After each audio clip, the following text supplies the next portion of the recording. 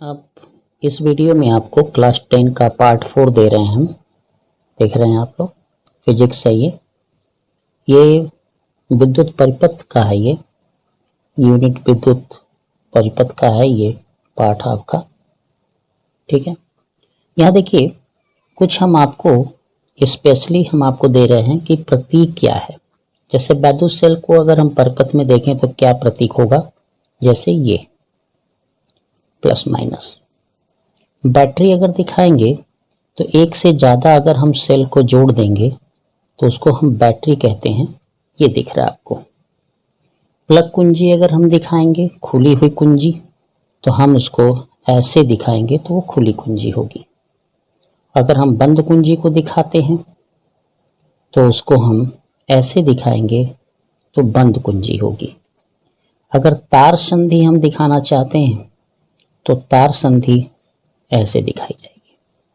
तार क्रॉसिंग दिखाया जाएगा, जैसे तार क्रॉसिंग अगर आप दिखा रहे हैं, है ना, तो जैसे एक तार ये हो गया, क्रॉसिंग के लिए ऐसे दिखाएंगे जो बिना जुड़े हुए जाएगा।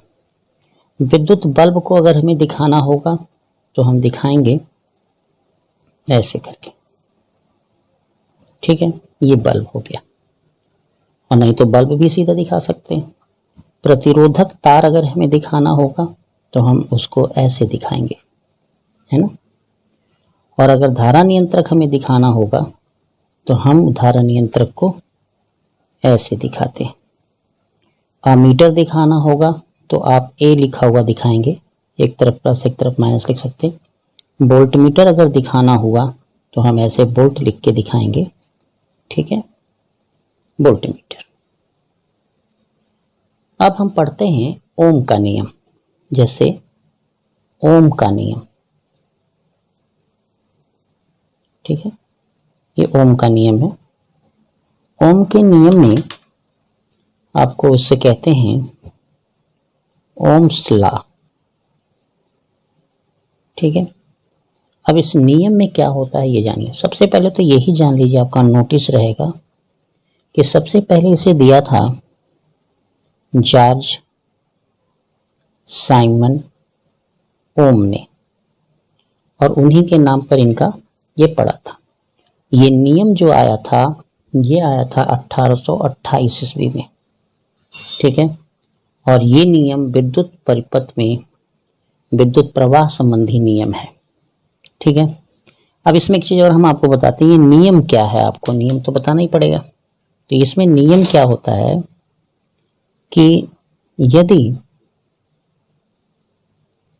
किसी चालक की भौतिक अवस्था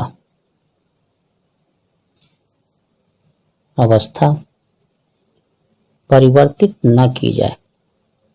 अब भौतिक अवस्था भी आपको बता देते हैं क्या होता है।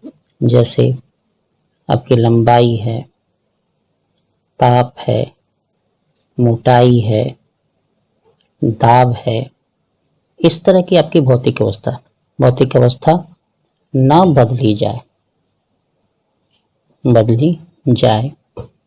तो चालक के सिरों पर लगाया गया विभवांतर, है ना, विभवांतर भी, ठीक है, चालक में प्रवाहित धारा I के, है ना, अनुक्रमानुपाती होती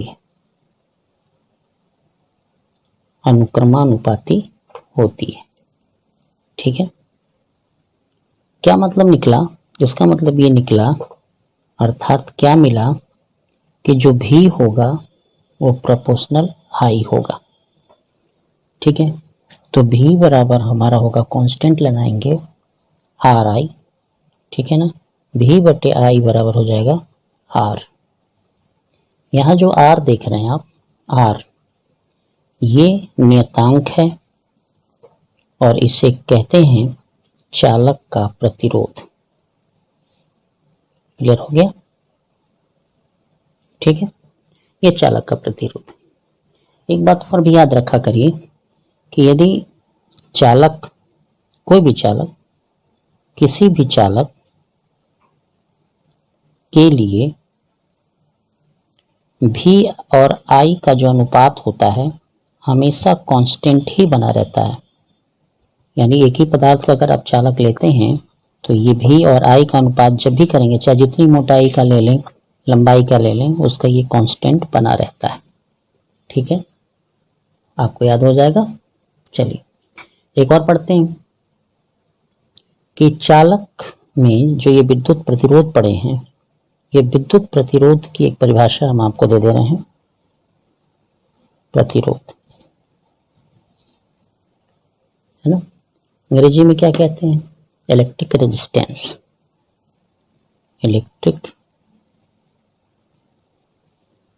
रेजिस्टेंस।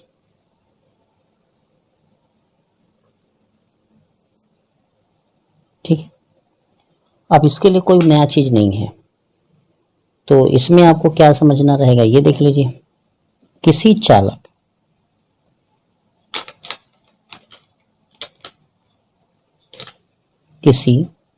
चालक का वह अभिलाक्षणिक गुण, अभिलाक्षणिक देखिए लिखा हमने, अभिलाक्षणिक गुण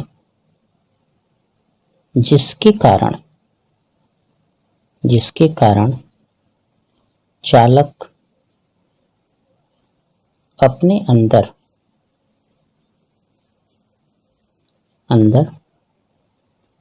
प्रवाहित धारा का विरोध करता है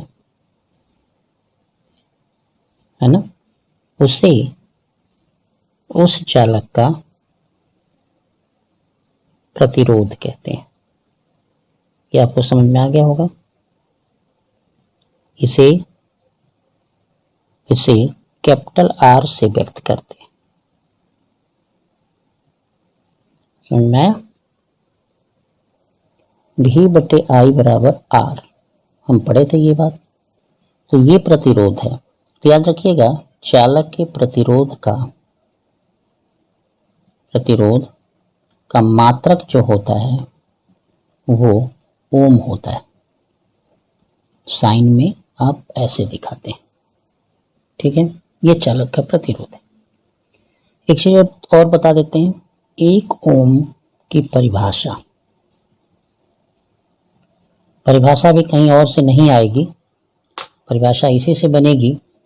जैसे R बराबर हम पढ़ रहे हैं V/I, अगर R को हम चाहते हैं कि 1 ओम लिखें तो इसको लिखना पड़ेगा 1 वोल्ट और इसको लिखना पड़ेगा 1 एम्पियर, है ना। इसी से परिभाषा बना लेंगे। देखिए, किसी चालक के सिरों पर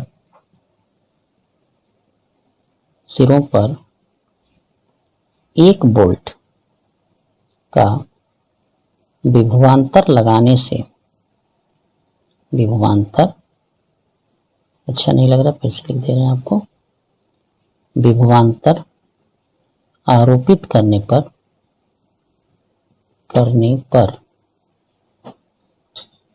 पर यदि चालक में 1 एम्पियर, है ना, 1 एम्पियर की धारा प्रवाहित हो तो उस चालक का प्रतिरोध 1 ओम होगा। क्लियर हो गया?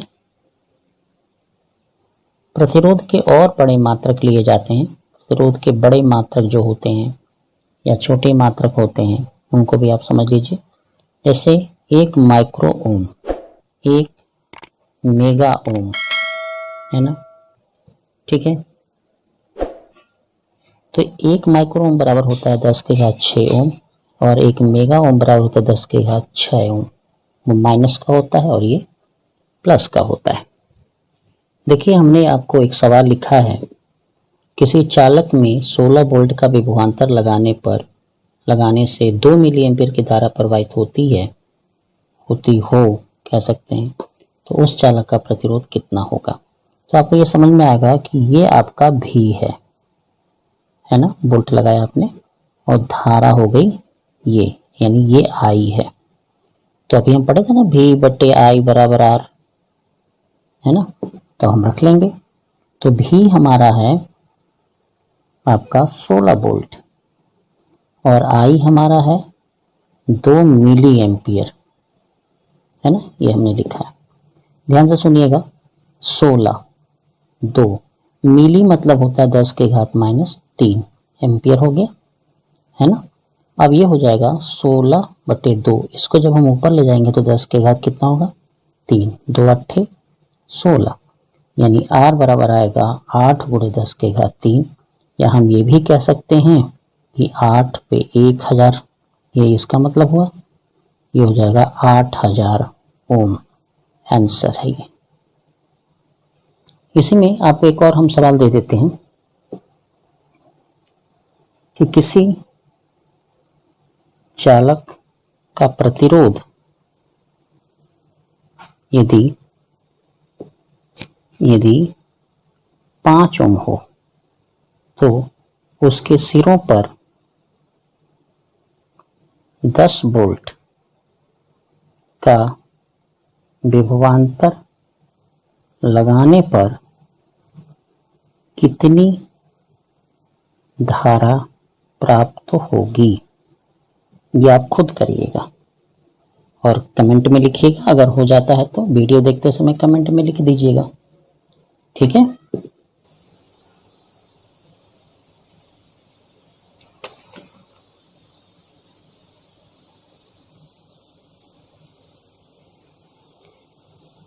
एक बात और हम बताएंगे आपके लिए कि नाइक्रोम जैसे हुआ, नाइक्रोम हो गए, कॉन्स्टेंटन हो गया आपका, है ना, कॉन्स्टेंटन बोलते हैं, टर्न होता है, ये सब मिश्र धातु बोले जाते हैं, है ना। याद रखिएगा, नाइक्रोम और कांस्टेंट यानी मिश्र धातु जैसे को, इस पे ताप का प्रभाव नगण्य होता है, यानी नहीं के बराबर होता है। यानी मिश्र धातु जो होते हैं उन पे अगर हम ताप को बढ़ाते हैं तो उनका प्रतिरोध क्या होता है, नहीं बढ़ता। जैसे एक अंदाजा लगाइए कि हीटर के जो तार होते हैं नाइक्रोम वगैरह के बनाए जाते हैं, या अच्छे चालक बनाए जाते हैं नाइक्रोम के, कि अगर टेम्परेचर भी बढ़े जैसे टेलीफोन वायर वगैरह, ठीक है। तो ये आपका मीनिंग हुआ, आपको समझ में आना चाहिए। ये क्लियर हो गया। एक और छोटी सी चीज बता रहे हैं, ये भी जान लीजिए कि अगर कुचालक हैं आपके, कुचालक में से, कुचालक किसको कहते हैं, प्लास्टिक है, सूखी लकड़ी है